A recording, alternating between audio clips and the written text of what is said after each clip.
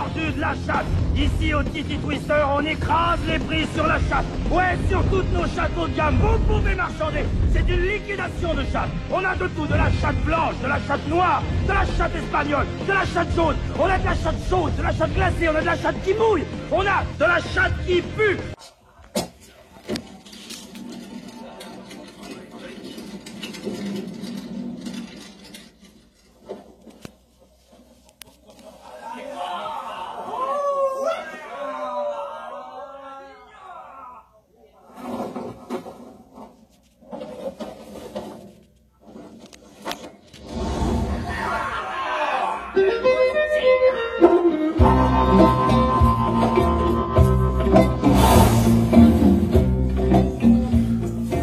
Bonjour à toutes, bonjour à tous, petite vidéo achat cash et autres numéro 105, 106.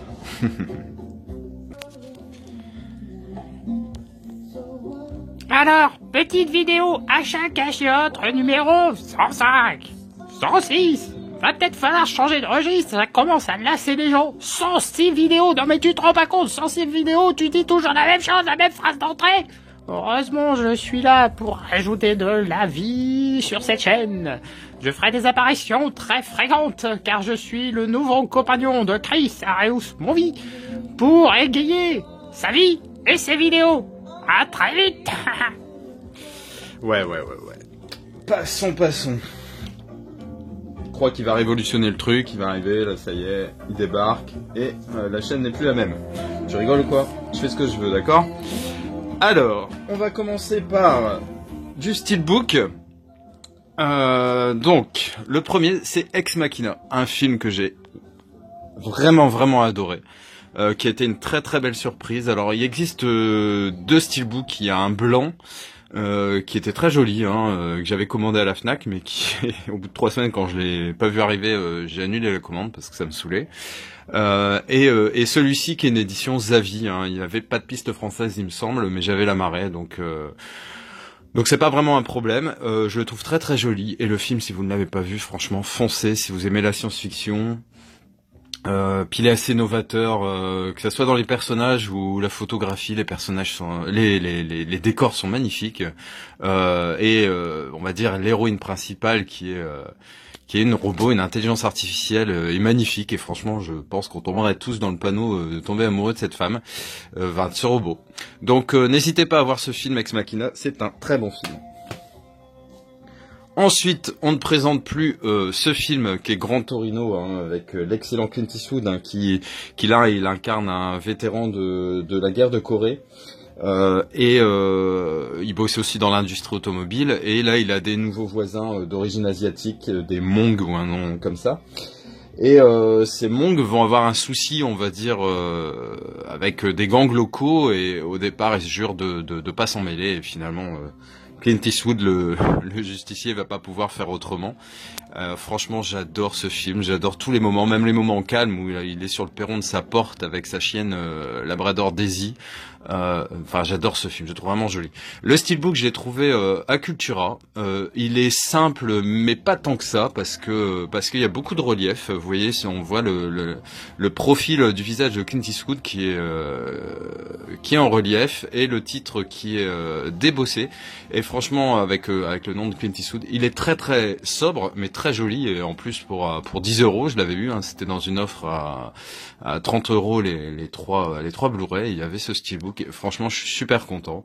Là, on le voit avec sa Gran Torino. Franchement, excellent film et très beau steelbook, très bon rapport qualité-prix. On reste dans le Blu-ray avec ce film que j'avais en DVD, The Impossible, qui est un film excellent, franchement excellent, avec Naomi Watts et Ewan McGregor. C'est l'histoire d'un tsunami. En gros, une famille est en vacances en Thaïlande, je crois. Il me semble que c'est en Thaïlande. Oui, c'est ça. Ils ont un superbe hôtel en bord de mer, et puis il y a un tsunami. Et franchement, le film, rien que les scènes de tsunami valent leur pesant de cacahuètes. C'est hyper impressionnant. On a l'impression de vivre ça avec eux. C'est super bien fait. Ensuite, très très belle histoire de famille. Je l'avais vu il y a quand même quelques années, mais là j'ai pris un pied multiplié par 10. Je l'ai vraiment trouvé génial. Ensuite, un film pareil que j'avais en DVD et que je voulais en Blu-ray, c'est l'excellent The Thin Red Line, La Ligne Rouge, donc film de Terrence Malick, avec pléthore d'acteurs incroyables, hein, Sean Penn, Adrian Brody, Ben Chaplin, George Clooney, John Cusack, George Clooney qu'on voit justement là, avec Quentin Tarantino. Woody Harrelson, Nick Nolte, voilà, très très bon film. C'est pareil, c'est sur la guerre. Alors Guadalcanal, voilà, bataille de Guadalcanal. Les musiques sont magnifiques, notamment avec des chants mélanésiens. Enfin, je sais plus le nom. D'ailleurs, on le voit en ce moment. On entend la musique dans une pub en ce moment. En tout cas, très très content d'avoir ce film en Blu-ray, La Ligne Rouge. Et j'ai changé le boîtier. J'ai mis un boîtier noir et tout de suite, ça a pas la même allure. Un film que j'ai adoré, que je suis super content de rentrer dans ma filmo de Tommy Lee Jones, c'est Les Disparus, The Missing, un excellent film de Ron Howard. Franchement, ce western, j'ai pris une claque, c'est pareil, je l'avais vu il y a quelques années et je l'ai revu avec un plaisir, mais vraiment, ouais, franchement génial. Cate Blanchett, elle est top là-dedans. En gros, Tommy Lee Jones campe le rôle d'un pseudo-indien, on va dire, hein, d'un mec qui a décidé de vivre avec les Indiens. Il a quitté femme et enfant, et Cate Blanchett est donc sa fille. Et elle a deux filles également, Cate Blanchett, donc en gros les petits-enfants de Tommy Lee Jones. Et tout ce beau monde va être attaqué et kidnappé en partie par les Indiens. Et donc il va se mettre un peu sur le chemin de la rédemption en essayant d'aider sa fille à retrouver ses filles et ses petites filles. Et franchement, c'est un excellent film. J'ai adoré. Franchement, j'ai revu ça cette semaine. J'ai vraiment kiffé. C'était génial. Pour ma filmo, De Niro, Edward Norton, alors bon, je pense que je la mettrais plutôt dans ma filmo Robert De Niro, parce que Edward Norton, finalement, j'ai pas énormément de films avec lui, je dois en avoir 3-4. The Score, hein, l'histoire d'un cambriolage. En gros, Robert De Niro, c'est un perceur de coffres qui décide un peu de tout arrêter, mais veut faire un dernier casse, je crois, pour prendre sa retraite, hein, donc il prévoit un dernier cambriolage, et ça va partir un petit peu en couille. Vous imaginez bien, sinon ça serait trop facile. Donc, dimanche, en sortant du boulot, il y avait une brocante dans une petite salle des sports, dans un petit patelin sur mon chemin. Je suis rentré du boulot, enfin je veux dire, j'étais sur la route à 15h, donc la brocante était de 8h à 18h, donc je m'attendais vraiment à rien. Mais j'ai quand même trouvé 2 films, dont celui-là. Donc, Au nom du père, avec Daniel Day-Lewis, pareil, très content, parce que j'ai une petite filmo... avec lui. Bon, apparemment, je crois avoir vu tout récemment qu'il a arrêté sa carrière. Avec lui, j'ai Lincoln, Gangs of New York, le dernier des Mohicans et There Will Be Blood, je crois. Donc, Au nom du père, c'est un peu au moment où l'IRA était en plein acte de terrorisme, on va dire, et en fait, donc c'est dans le Belfast des années 70. Daniel Day-Lewis passe son temps à se saouler et faire la fête.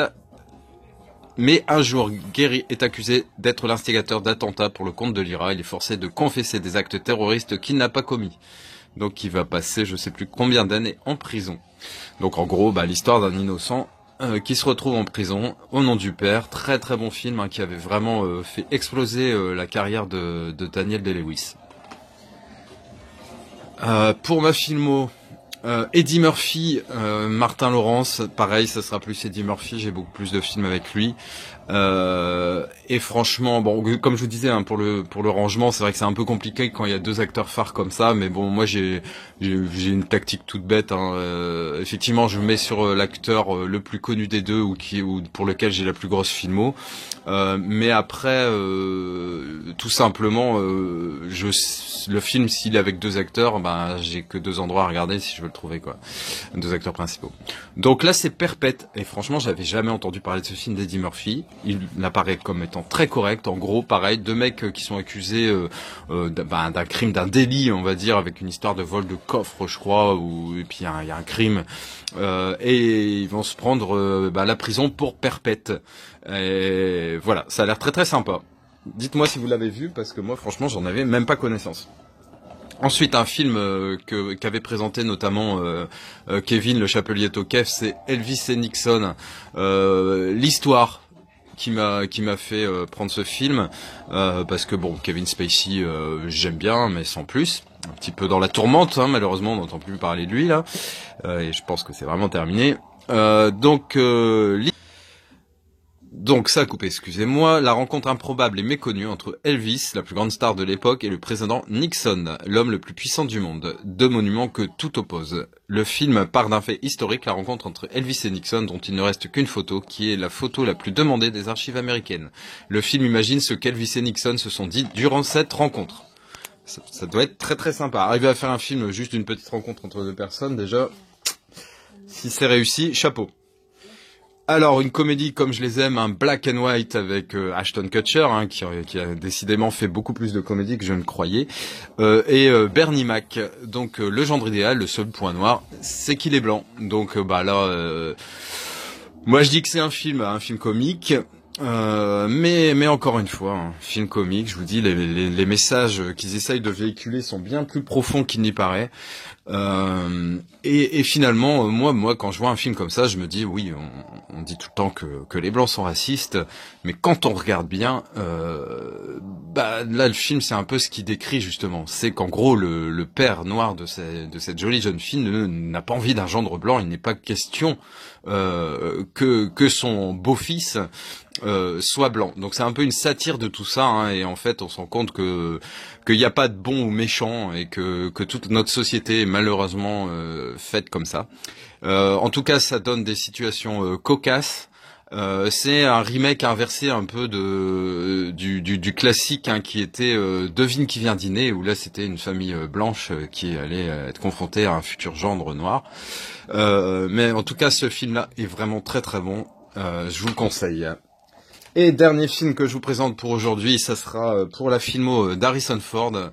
Il y a également donc dans le rôle phare Brendan Fraser, qu'on voit malheureusement très très peu. Donc mesure exceptionnelle, hein.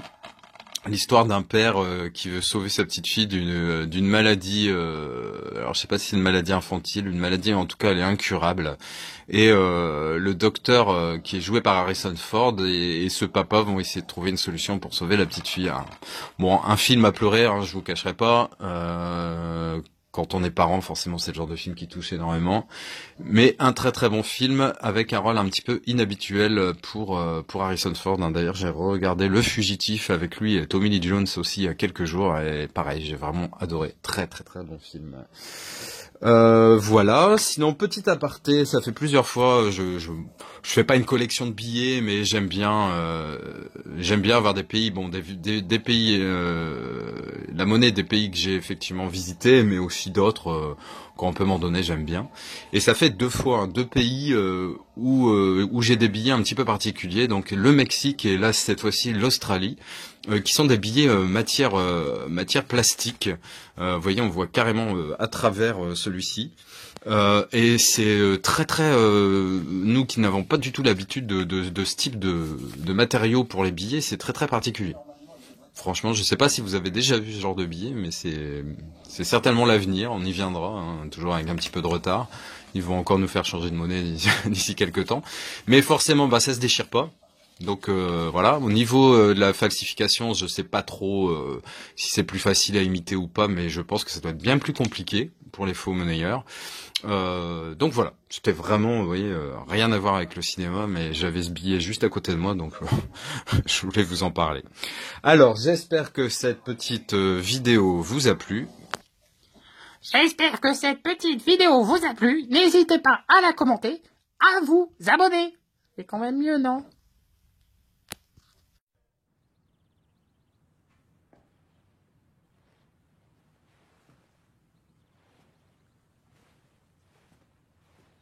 T'es toujours là, toi? fini. Rentre chez toi.